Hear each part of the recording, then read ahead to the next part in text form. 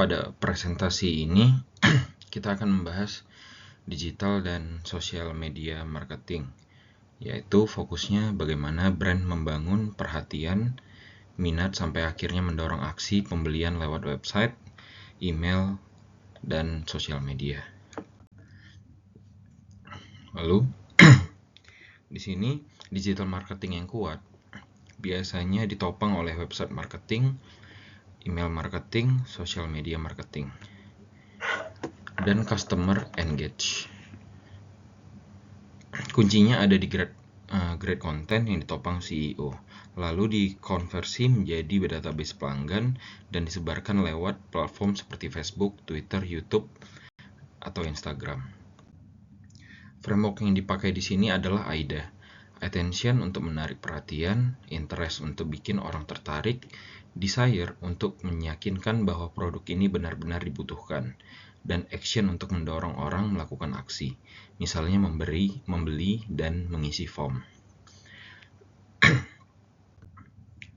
Lalu, website yang traffic tinggi dimulai dari konten yang kuat dan konsisten di update. Idealnya setiap hari atau 2 kali sehari. Kalau kontennya fresh, orang punya alasan untuk balik lagi, sehingga loyalitas terbentuk di situ. Kalau konten website kita kuat, web lain lebih mudah tertarik untuk memberi link. Dalam SEO, link dari website lain itu kunci untuk menaikkan page rank atau otoritas website kita.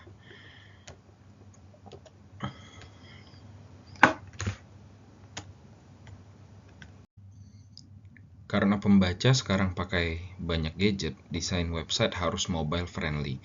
Istilahnya responsive design. Tampilan menyesuaikan layar sehingga nyaman dibaca di handphone atau di laptop atau di komputer dimanapun itu. Beragam studi menunjukkan email adalah salah satu online marketing tool yang paling efektif dan biayanya rendah. Jadi email bukan sekedar promosi, tapi channel untuk membangun relasi yang stabil. Database email calon pelanggan bisa dikumpulkan dengan memberi insentif, misalnya free ebook, free tools, voucher, atau hadiah. Intinya beri value dulu supaya orang mau daftar. Lalu brand sebaiknya rutin mengirim newsletter untuk menjaga hubungan. Indikator performa yang disebut di slide ini open rate bagus sekitar 30% dan click rate sekitar 15%. Sosial media bisa dipakai sebagai alat untuk mendrive traffic ke website brand. Jadi sosial media bukan tujuan akhir, tapi penghubung menuju aset utama seperti website dan database. Di setiap artikel blog atau website, sebaiknya ada plugin social share agar pembaca mudah membagikan. Kalau artikelnya bermanfaat, potensi viral lebih besar, karena orang tinggal klik share.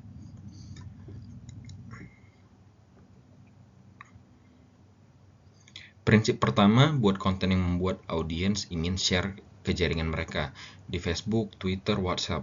Targetnya bukan hanya dilihat, tapi disebarkan. Prinsip kedua, real time. Konten harus fresh dan respon komentar komplain cepat, bahkan ditargetkan maksimal 15 menit. Media sosial adalah tempat edukasi, bukan tempat hard selling terus-menerus. Tujuannya membangun kredibilitas, sampai akhirnya audiens percaya dengan brand. Lalu audiens lebih engage jika konten menghibur dan interaktif. Bukan hanya iklan satu arah, tapi kemas pesan marketing dengan cara yang fun. Bangun presence di beberapa channel, minimal Facebook, Twitter, blog, atau YouTube, tapi yang penting kontennya terpadu dan saling nyambung, bukan jalan sendiri-sendiri. Lalu, audiens, terutama generasi muda, lebih suka konten visual dan video. Jadi jangan hanya teks, pikirkan gambar, infografis, dan video yang menarik.